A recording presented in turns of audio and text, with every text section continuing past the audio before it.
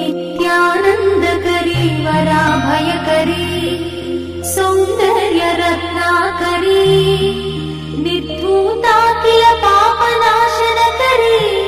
प्रत्यक्ष माहेश्वरी प्राणेयाचलवंशपावनकरी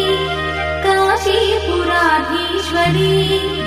भिक्षां ते